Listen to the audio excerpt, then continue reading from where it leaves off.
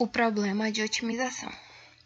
Problemas de otimização são aqueles que visam determinar o ponto extremo de uma função. Sejam ele mínimo, então os problemas serão minimização, ou sejam os problemas máximos, que aí serão os problemas de maximização. Otimização é algo extremamente comum no nosso cotidiano. Os exemplos vão desde os mais simples, como pegar um caminho mais curto para chegar no trabalho, escolher os produtos corretos no supermercado para diminuir o preço da compra, e até mesmo tem os problemas mais complexos, né? Que é como minimizar o custo de uma produção de uma fábrica, determinar qual é o melhor conjunto de rotas para uma transportadora, e dentre outros problemas diversos. A otimização abrange as mais diversas áreas do conhecimento, problemas de engenharia, de biologia, de economia, administração e etc. E seja qual for o problema e a área, o primeiro passo rumo à otimização do mesmo é a modelagem matemática. A otimização necessita de uma função matemática para atuar e muitas vezes principalmente em sistemas dinâmicos. A modelagem desse problema não é uma tarefa simples.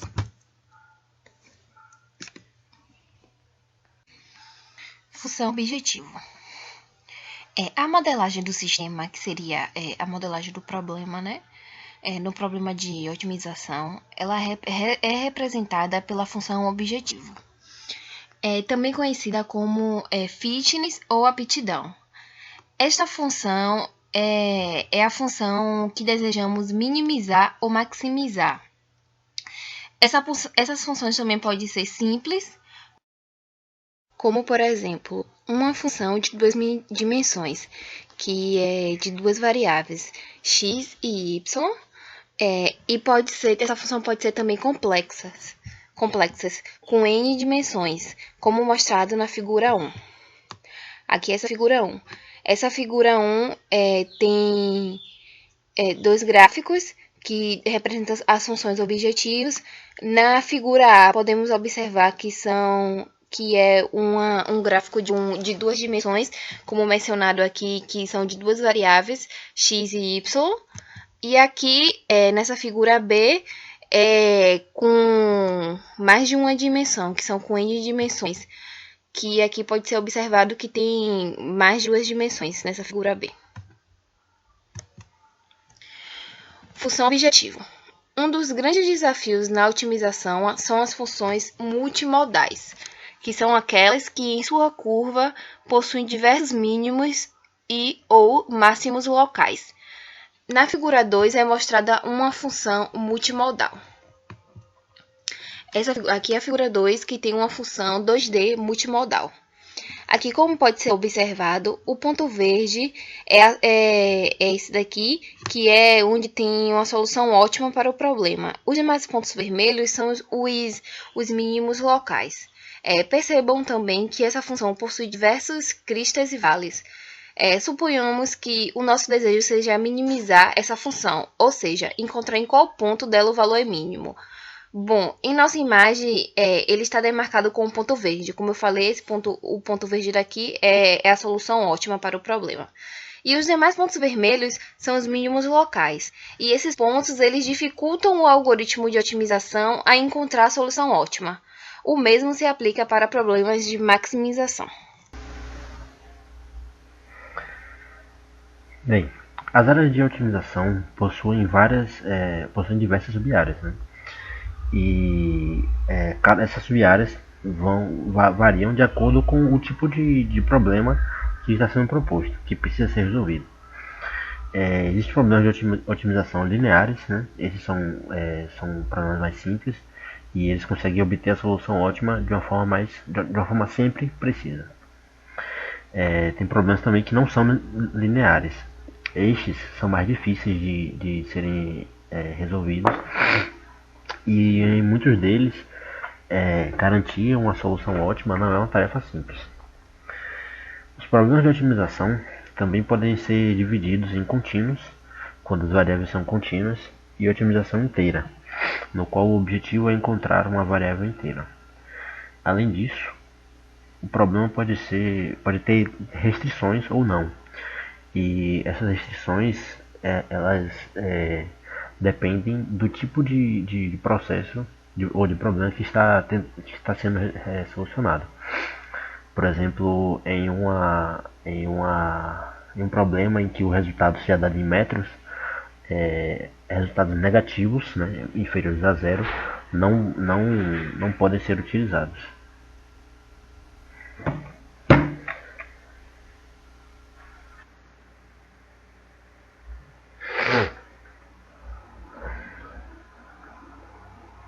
Bem, os algoritmos de otimização são vários, né? Existem diversos algoritmos e cada um deles serve para um ou mais tipos de problema, né? Os tipos de problemas citados no slide anterior.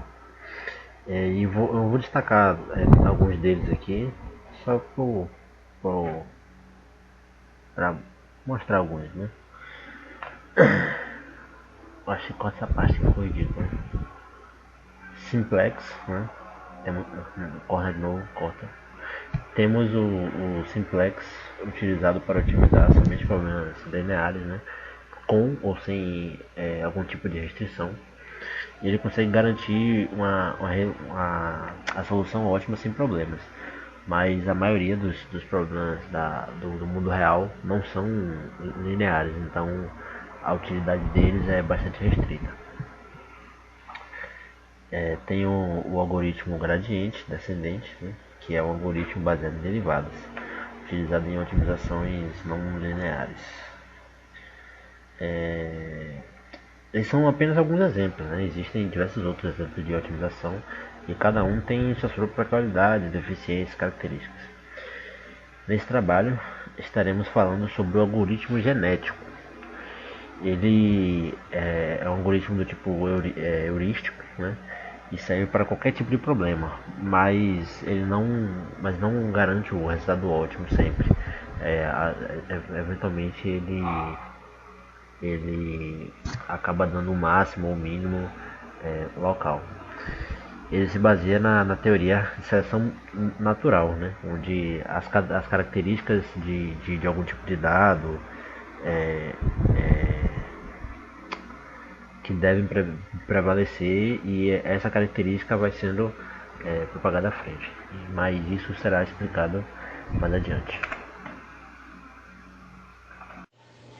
Bom, agora iniciaremos a falar sobre o algoritmo genético, que vem do inglês Genetic Algorithm e tem como sigla IGA, que é um método evolutivo de otimização introduzido por John Holland em 1975.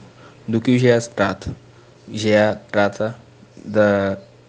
se baseia, na verdade, nos princípios da teoria da seleção natural, que é uma teoria proposta por Charles Darwin, na qual ele fala que somente os indivíduos mais aptos sobreviverão para uma próxima geração, dependendo, claro, das questões naturais, questões físicas, questão de ambiente, e só os mais aptos para viverem ali passarão para a próxima geração, conseguirão se reproduzir e criar novas gerações. Nesse sentido, o GA é um algoritmo de otimização e ele se baseia, ou seja, ele é construído com base no problema de otimização, ou seja, trabalhando com funções de máximos e mínimos, e o algoritmo ele é desenvolvido em cima disso. Então você já tem uma base do problema de otimização, como já foi explicado pelos colegas anteriormente, e o entendimento sobre o GA, o algoritmo genético, vai ficar muito mais simples. O GA ele utiliza uma população de indivíduos, que também pode ser chamada de cromossomos. Então, indivíduos e cromossomos, na explicação desse algoritmo, tem o mesmo sentido. A população ela é submetida em 3 operadores: a seleção, o crossover também pode ser entendido como cruzamento, e a mutação. E aplicando os operadores de maneira interativa, ou seja, a população ela passa por esses 3 operadores para que o resultado seja tenha sucesso, que a gente tenha um resultado realmente, então ela tem que passar por esses 3 operadores e com um critério de, de parada que já é estabelecido. Então, esse critério ela pode criar um loop, ou seja, é uma condição para que o melhor resultado seja alcançado. Ou seja, a população ela pode passar pela seleção, que é o primeiro, o crossover, que é o cruzamento, o segundo, e a mutação, que é o último. Mas chegando na mutação, se ela não atender ao critério que é pré-estabelecido, ela pode voltar novamente à mesma população. No caso, não é a mesma população, mas vocês vão entender mais pra frente porque não é a mesma população. Ela pode voltar para a seleção, que é o primeiro operador, e fazer passar pelo algoritmo todo de novo, a fim de que o melhor resultado seja alcançado e os critérios sejam atendidos, entregando assim a otimização desejada ou algo próximo dela. Se falando do algoritmo do GA, a gente possui 2 tipos de população. E ele pode, ou seja, 2 tipos de população, uma população em que a gente pode implantar com números binários ou números contínuos. Aqui a gente apresenta o A como sendo uma população com números binários, onde a gente pode ver que o indivíduo 1 tem uma sequência de números binários, e lembrando, indivíduo ou cromossomo. E no final da imagem a gente tem indivíduo N, ou seja, é uma população com N indivíduos. A gente não sabe ao certo quantos indivíduos tem. Isso vai depender da programação do algoritmo. E já na imagem B, a gente possui uma população com números em que a gente fala de números contínuos. Então a gente já trabalha com números reais. E no algoritmo é muito mais fácil a gente trabalhar com a ideia de números contínuos, de números reais, do que com a de números binários, em que a gente trabalha com bit. Se falando do algoritmo do GA, a gente possui 2 tipos de população.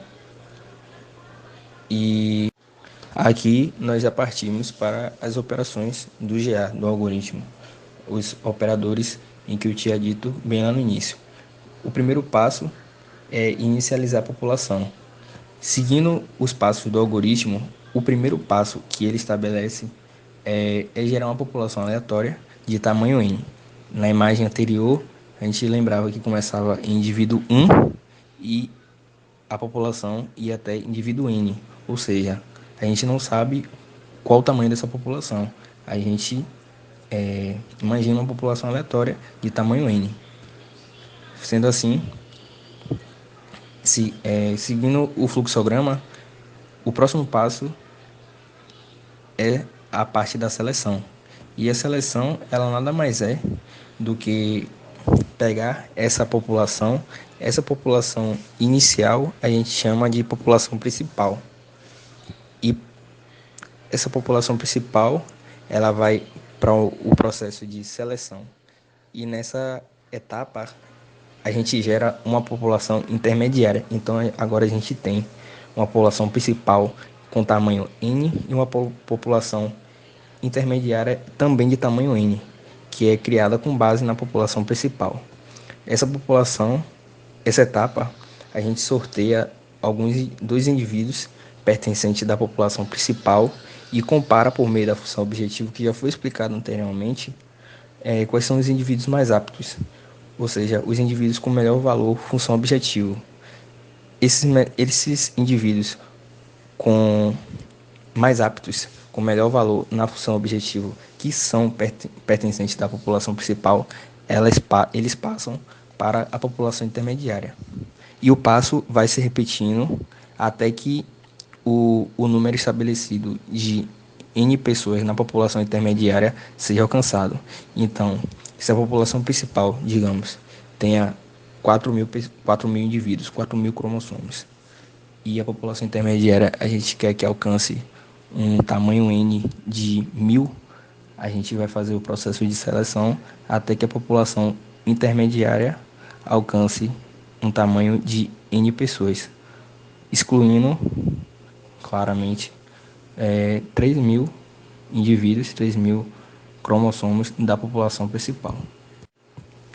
A segunda fase trata do crossover. Crossover é um operador em que a gente inicia o cruzamento.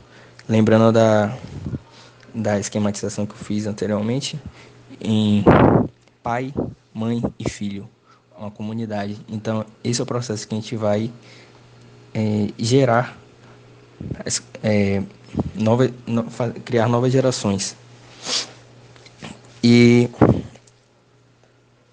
nessa parte, a gente pode tanto utilizar a versão binária, ou seja, os bits 1 e 0, onde dois indivíduos são cruzados, ou com números reais, onde o cruzamento ele passa por uma combinação linear, onde a gente já aplica uma probabilidade, já tem uma questão mais estatística, em que a gente objetivo alcançar uma probabilidade de 70% de boas escolhas, e a fim de alcançar a diversibilidade da população entre indivíduos. E essa diversidade ela significa uma menor suscetibilidade a mínimos ou máximos. E agora nós partimos para o último passo. O último passo nada mais é do que a mutação. A mutação ela parte do princípio de pegar a população principal, que é aquela população primária, em que no nosso exemplo a gente tinha 4 mil indivíduos, 4 mil cromossomos.